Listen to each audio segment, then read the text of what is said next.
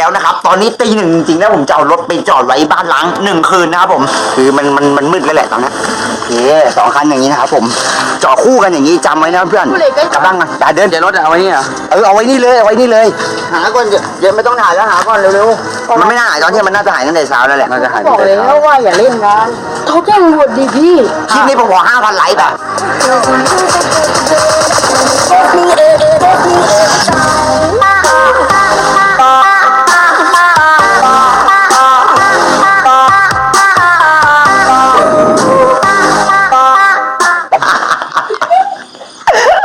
โอเคครับผมก็สวัสดีด้วยนะครับอยู่ผมธวัฒน์ NT แล้วก็ธนวัฒน์ NT แล้วก็ตากล้องที่ว่าขี้เมาครับแต่ก็ผมเมาคือวันนี้นะผมมีชาเลนจ์เขาเรียกว่าชาเลนจ์เลยเนาะวันนี้สิ่งที่ผมจะทำนะก็คือผมจะเอารถผมกับรถเพื่อนผมไปจอดไว้ในบ้านล้างครับผมจอดไว้ตอนนี้ประมาณเท่าไหร่ละเท่าไหร่นะเท่าไหร่ที่1:18 นาทีตี 1เหรออุ้ยตี 1เลยจังวะตอนนี้ตี 1แล้วนะครับตอนนี้ตี 1จริงๆแล้วผมจะเอารถไปจอดไว้บ้านล้าง1 คืนนะครับผม24 ชั่วโมงนั่นแหละคลิปนี้ขอสักเท่าไหร่กี่พันไลค์ดิ100,000 ไลค์ให้เราโอเคคลิปนี้ผมขอ 5,000 ไลค์แบบถ้าถึง 5,000 ไลค์อีกกดดิสไลค์เฮ้ยเดี๋ยวกดไลค์ 5,000 ไลค์ถ้าถึง 5,000 ไลค์ EP หน้าเดี๋ยวจะเอาไปจอดในป่าลึกเลยป่าป่าจริงๆอ่ะป่าไผ่ที่มันมืดๆนะครับผมอ่ะคลิปนี้ก็ 5,000 ไลค์เดี๋ยวเราเริ่มเลยนี่รถมาดูรถกันไปพี่ชายเอาไปจอดค้างไว้จริงๆนะก่อนนี้นะครับรถผมแล้วก็รถเพื่อนผมเราจะเอาไปจอดเอาไว้นะครับผมจะไปจอดเอาไว้เริ่มเดี๋ยวเรารถไปก่อนเราจะไม่สตาร์ทนะเดี๋ยวเราเข็นไปโอเคครับผมตอนนี้พร้อมแล้วเวลาตี 1แล้วนี่กูจะเล่นอะไรเอ้ากูไม่อุ้ยน็อตกูหายอ่ะไม่ใช่ไหมน็อตหายอุ้ยโอเคครับทุกคนโอ้โหจะลงได้ไหมเนี่ยได้ไหมได้เหี้ยกลับรถกูขับลงกลับรถกราบรถมันสิแล้วก็ผมไม่ค่อยดีนะวันนี้สติเดี๋ยวกูทำยังไงดีวะเนี่ยมึงก็ลงไปดีลงไม่ได้โอ้ยมึงลงไปก่อนนี้เนี่ยพี่ไหลลงนี่เลยมันลงลำบากนะแล้วมันมืดอ่ะมึงจะมาลงอะไรทางนี้ทางนู้นก็มีลงไม่ลงนะนู่นอ่ะเฮ้ยเดี๋ยววิ่งเสียงดังไงโอ้เดี๋ยวเขาเห็นผมอยากรู้ว่าใน1 คืนอ่ะรถจะเป็นยังไงมันจะโดนน้ำค้างหรือว่ามันจะหายหรือมันจะอะไรไหมแค่นั้นแหละเอาแล้วเพื่อนผมไปไม่รอคุณเลยเฮ้ยช่วยกูหน่อยปังโอเคครับทุกคนไปเดี๋ยวเราเข็นไปดีกว่าคือมันมืดแล้วแหละตอนนี้คือเขี่ยคือผมอยากรู้เฉยๆว่ามันจะเป็นยังไงเว้ยอยากรู้ว่ามันแบบมันจะรถอ่ะมันจะหายไหมหรือว่าอะไรมันจะอยู่ครบไหมแค่นั้นแหละเวลาตี 1อุ้ยถ่ายตั้งคืนแต่ลงเช้านะไปลุยกันเลยจ้าเหนื่อยนะฮะเหนื่อยนะมันอาจจะไม่ใช่เรื่องเล่นแต่ผมอยากรู้ไงอยากรู้เฉยๆจ้าเบิ้มนี่หาเป็นบริการผมเบิ้มไปเฮ้ยเดี๋ยวมาส่องโอเคเฮ้ยกูโดนอะไรอ่ะยังไงกูโดนเบิ้มโดนอีกเจ้าเพื่อนกูโดนทำไมกูโดนหัวไม่โดนเร็วไปเร็วโอเคครับปังผมถึงที่หมายแล้วตอนเนี้ยรู้สึกว่าเรื่องรถกูจะเป็นไข้เลือดออกแรงมายุงโคตรเยอะเลยนะผมแล้วรถกูแดงนี่ตอนนี้เราจอดไปแล้วแต่เมื่อกี้โดนกัดอ่ะเจ็บว่ะโดนตรงนี้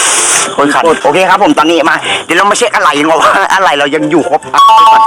เช็คถ่ายรอบๆก่อนว่ายังอยู่โอเค2 คันอย่างนี้นะครับผมจอดคู่กันอย่างนี้จำไว้นะเพื่อนผู้เด็กก็ยังมีอยู่นะใช่จำเอาไว้นะแล้วตอนเช้าเดี๋ยวเราจะมาดูว่ามันจะอยู่ในสภาพนี้หรือเปล่านะครับเพราะว่าบ้านผมก็อยู่ห่างตรงนี้ก็ไกลอยู่นะมันเดินมันก็ไกลอยู่แล้วมันมืดด้วยไงก็โอเคนะครับกดไลค์เป็นกำลังใจด้วยคลิปนี้ขอสัก 5,000 ไลค์อย่างที่ผมบอกนะครับแล้วถ้า EP หน้ามันทะลุเป้าหรือว่ามันเยอะอย่างเงี้ยเราจะไปไหนครับในป่าใช่นอนในป่ามึงจะไปนอนทำไมอ่ะก็เดี๋ยวผมว่าไปในป่าเฮ้ยมันมีชาเลนจ์อีกอันนึงคือเอารถมาทำเป็นเต็นท์แล้วก็นอนในเนี่ยแบบตั้ง2 คันอย่างนี้แล้วก็กลางเฮ้ยได้นะได้ว่ะเพื่อนๆคิดว่าไงมันดีป่าววะเดี๋ยวก็ลองดูนะครับผมก็มาก็นั่นแหละครับผมเจอกันเดี๋ยวเจอกันทุกคนไปเดี๋ยวผมกลับบ้านกันเดินเดี๋ยวรถเอาไว้นี่เหรอเอาไว้นี่เลยไปนะครับผมมีกุญแจอยู่นะ นี่กุญแจอยู่2 คันนะโอเคทุกคนไป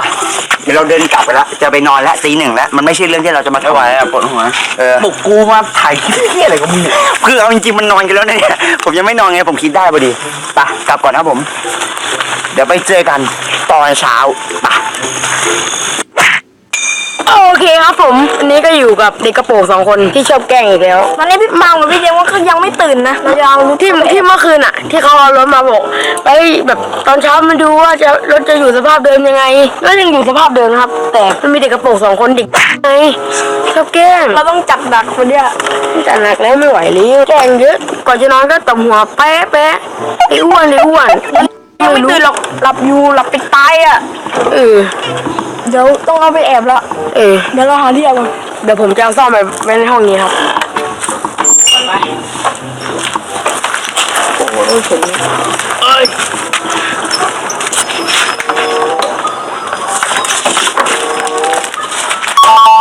เราต้องมาซ่อมเป็นที่เรียบร้อยแล้ว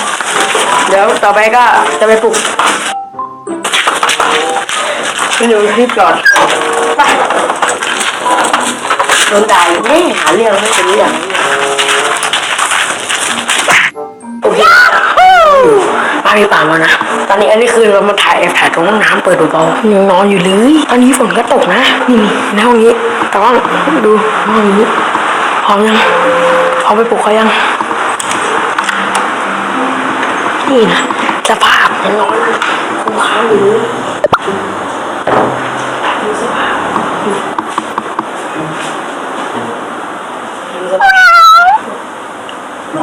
หลับอยู่เลยทำไมอ่ะปลุกดีครับเรื่องเลยลอยอะไรทางกองไปลงเจม Okay. ตามไปดูรถดี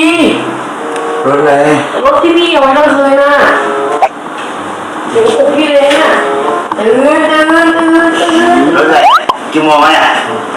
โอ้นี่มันจะเที่ยงแล้วพี่รถโบกหายรถโบกเมื่อเช้าร ถเลยอ๋อที่ถ่ายเมื่อคืนนะ รถมาเดี๋ยวไปดูเปิดไฟพี่ดิ ไป เอ้าใช่เหรอเอามาถ่ายคลิปอะไรเนี่ย อันนี้ถ่ายนี่ อ๋อถ่ายโอ้ต่อ ถ่ายเล่นประเด็นงั้นก็ไปดู เอาแล้วก็ แล้วพี่ไปไหนกันมาเนี่ยยังไม่ต้องอาบน้ำหรอกไปแม่งเนี่ย ไปนั่งข้างนอกมาเอาเห็น เอ็งตื่นนานยัง นานแล้วอันนี้เพิ่งดูเลยกล้องเห็นว่ามันสวยไหมก็เลยถ่ายไว้ก่อน แล้วเมื่อคืนพี่นอนกันกี่ทุ่มวะ ตี 3ดิ โอ้มันไปดูเลยโอเคครับผมก็สวัสดีกันด้วยนะครับ ก็เพิ่งตื่นนะครับ ตอนนี้ก็จะเรียกว่าฟังเลยไม่ใช่ ก็โอเคนะครับ คือตอนเนี้ยผมจะไปดูรถแล้วนะครับที่เราเอาไว้เมื่อคืนตรงบ้านหลังนะครับ ว่ามันจะเป็นยังไง ไอ้เจมส์ตื่นมึงคิดว่ารถจะเป็นยังไงนั่นแหละครับ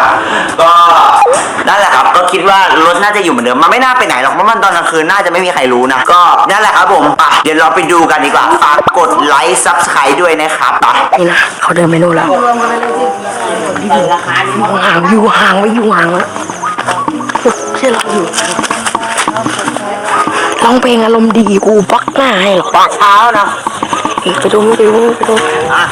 ก็โอเคนะครับเดี๋ยวผมจะไปดูรถนะครับโอเคเดี๋ยวไปดูกันว่ารถยังอยู่หรือเปล่าแต่น่าจะอยู่แหละเพราะมันดึกไงไปเพื่อน พี่หนูเยี่ยวนะพี่ไปดูก่อน อ้าว หนูเยี่ยวก่อนพี่ไอ้ก่อนไปเยี่ยว เอารถหายไปไหนอ่ะ เอ้าพี่เอาไว้รถหาย รถหายไปไหนว่าแล้วมันต้องเป็นแบบนี้ต้องเป็นแบบนี้แล้วมันหายไปไหนไอ้เหี้ยมันก็ไม่มีใครรู้แล้วมันหายไปได้ไง หายไปไหนวะ ใครก็จะรู้ว่ามันไม่มีแล้วใครมาอยู่ในเต่าเนี่ยเอาจริงๆพวกเองตื่นกันตอนไหน หนูก็ตื่นก็ไปข้าวกับยายพี่อ่ะแล้วหนูก็อันนี้ เอ้า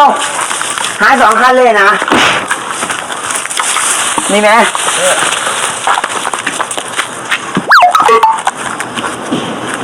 อะไรวะพวกไม่ใช่แล้วหาย2 คันไม่น่าใช่แล้วเอาจริงไม่ได้แกล้งไหมเนี่ย แล้วโทรศัพท์ ไม่ได้แกล้ง โทรหาพี่ตีดิ จะ จะรับเหรอมันนอนอยู่ ตีหลับอยู่พี่ตีจะรู้เหรอ มันก็ไม่รู้เลยมันนอนอยู่เฮ้ยเอาดีๆไม่เล่นนะเนี่ยเอาจริงๆถ้าแกล้งบอกแกล้ง ไม่ได้แกล้งก็ รถตั้งคันนุ้ย ก็มาพร้อม ส กั อน งคันจอดอยู่นี่เมื่อคืน ตอนตีหนึ่งหายตอนเที่ยง มันไม่น่าหายตอนเที่ยงมันน่าจะหายตั้งแต่เช้าแล้วแหละ น่าจะหาย บอกแล้วว่าอย่าเล่นครับ งั้นไปดูบ้านล้างไหมล่ะมาเขาอาจจะพี่ตีเอาไปจอดไว้หรือเปล่า พี่หนูอ่ะไปดูหลังบ้านก่อนเดี๋ยวไปทางนี้ก่อนดีกว่าไปทางนี้ก่อนไปทางนี้ เฮ้ยเดี๋ยวพี่ลองดูทางนี้ก่อน ไปทางนี้ก่อน ทางไหน ทางนี้เนี่ยอะไรเนี่ย แล้วทำไมต้องให้ไปทางนี้อ่ะปาล์ม เดี๋ยวขอดูทางนี้ก่อนดีกว่า ทางนั้นมันลุกไง มึงทำไมต้องให้ไปทางนี้ทำไม ไม่มีอะไรแค่ไป แล้วมึงกินอะไรกันทีนี้มาอะไร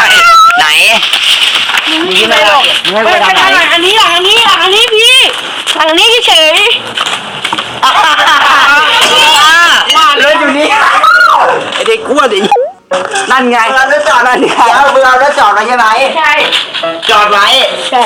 จอดไว้ตอนไหนมึงมาก่อนกูได้ไงแล้วก็ไปปลุกกูเอารถอยู่นี่เอาเลย ไม่ใช่สภาพนี้กูโดนตบหัวเนี่ยกูหมั่นเขี้ยวเนี่ย รถจะดีโอ้ยรถยังอยู่อ๋อเขาจอดไว้มาแก้ง ใช่ ดีหัดแก้ง ใช่ อ๋อ แล้วกูว่าแล้วจะไปอายุ เด็กโตช่วงเด็กโตหัดแกล้ง อันนี้ได้มึงทำมากี่คนไอตีช่วยไหม พี่ตีไม่ช่วย ทำมา2 คนด้วยเอ้ยไอ้เหี้ยแม่งเอาว่ะก็นั่นแหละครับเพื่อนๆครับก็มันเด็กหัดแกล้งนะแต่ก็เจอแกล้งคืนนะครับก็โอเค เจอแม่ อีม่วงกับอีแดงเหมือนเดิมก็ฝากกดไลค์ต่อไปด้วยนะครับผมยังอยู่สรุปแล้วยังอยู่นะครับผมก็